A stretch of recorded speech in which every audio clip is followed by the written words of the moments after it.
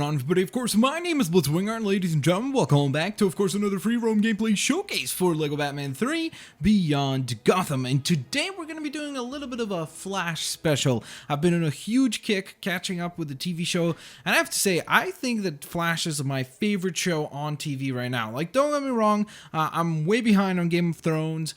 I'm a little behind on The Walking Dead as well, but I enjoy The Flash so very much. It's got so much heart, and it's just such a fun show to watch. Like, week in and week out, it's just a ton of fun, and it's like, I don't know, the time goes by super quick when I watch that show, which is an intended pun there, I guess.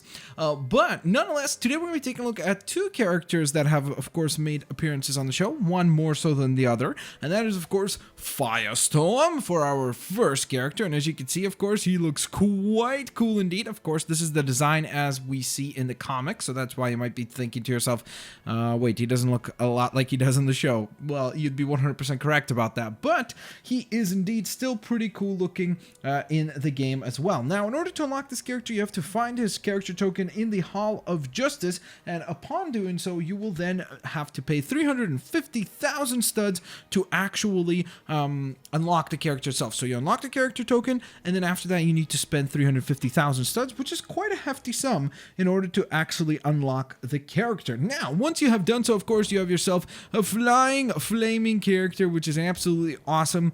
Kind of obviously gives you a little bit of a vibe if you played LEGO Marvel Superheroes of Johnny Storm, aka, of course, the Human Torch, whose name for some reason sometimes I forget. I don't know why. It's not like I forget like Johnny Storm, but I do forget the Human Torch for some reason. I don't know why that is. It's just something that like my brain does for some reason, and I have no clue as to why it happens.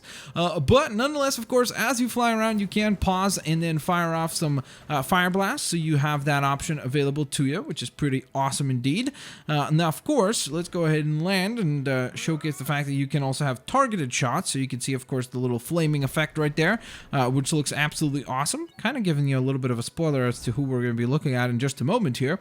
But you do have targeted shots, and on top of that, of course, you do have the melting flame, which you can utilize to actually melt down gold Lego pieces, so that's pretty awesome sauce indeed, and definitely comes in handy in many situations, both defensively, offensively, and just simply interacting with the environment, because there's lots of occasions where you need to melt down gold Lego pieces, and this is one of the characters that was always my go-to character, just because, well, I mean, he's cool, and he's got a flaming head, so he looks like a candle. I call him Candle Man sometimes. He reminds me of the Beauty and the Beast candle guy. I forget his name, but I honestly can't even like remember it a little bit, so I do apologize about that. Let me know if you guys remember. That'd be kind of fun to know.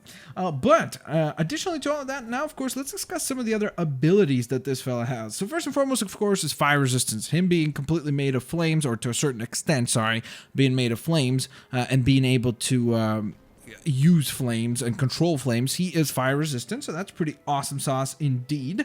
And on top of that, he does have some acrobatic abilities which allow him to use the twirl pole and wall jumping, so that's pretty awesome sauce indeed, making him quite a diverse character in that regard. Next up, ladies and gentlemen, the second character for today is Gorilla Grodd, who is absolutely phenomenal looking. Of course, one of the big figures in the game, a very unique big figure actually in the game, because as you can see, he is hunched over. Typically the big figures, if you recall, just kind of stand straight up. Their legs are not bent like that permanently in that animation mode. Now, of course, he's a gorilla, so it makes perfect sense as to why it looks that way, and I think they did a really, really great job of making him feel like a gorilla, so that's absolutely fantastic. So, let's begin by, of course, as you can see, we have this pounce down attack, which is pretty fantastic. We also have, of course, some really, really cool combos right here, so that's absolutely awesome sauce. And he has a pretty cool idle animation. So while he goes on to that, let me tell you how to actually unlock Mr. Gorilla Grodd. So in order to get him unlocked, you actually have to complete the mission titled My Supersized Ex-Girlfriend, which is, of course, if you remember, is not Cheetah, Giganta.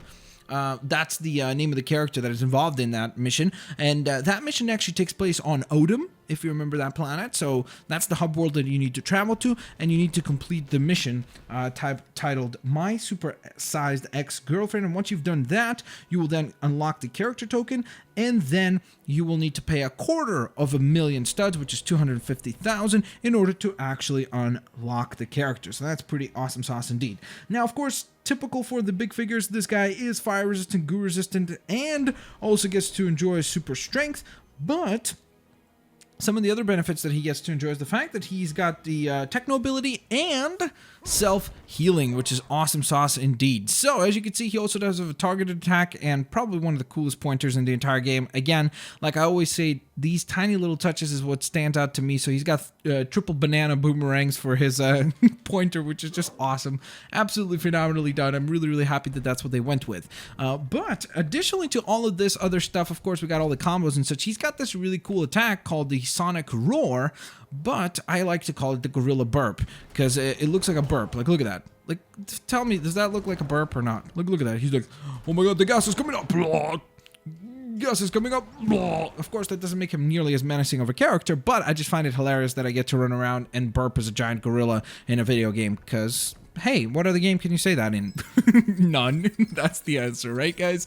So, nonetheless, of course, there you guys have it. That is the showcase for today. We were definitely Flash-themed for this episode. Now, I have the next free roam gameplay showcase already set to go. It's going to be 4 characters, which is going to be awesome, so I hope that you guys will indeed check that out. It's going to be a ton of fun. Looking forward to, of course, checking that stuff out with all of you lovely folks. But, as always, don't forget, guys, in the comment section below, you can let me know which characters you would like to see paired up. We've already taken a look at quite a few of the characters on the roster, but still plenty more to go. So of course, let me know different combinations that you think could make sense. Like for example, maybe Kevin Smith and Jeff Johns. We might pair those guys up along with maybe a couple other characters that are kind of side characters in that regard, or IRL characters, in real life characters. So nonetheless, that being said, thank you guys so very much for watching. Of course, don't forget to have a fantastic day, and I do indeed hope to see all of you lovely faces, all your lovely faces, on the next video. Bye guys, have a fantastic day.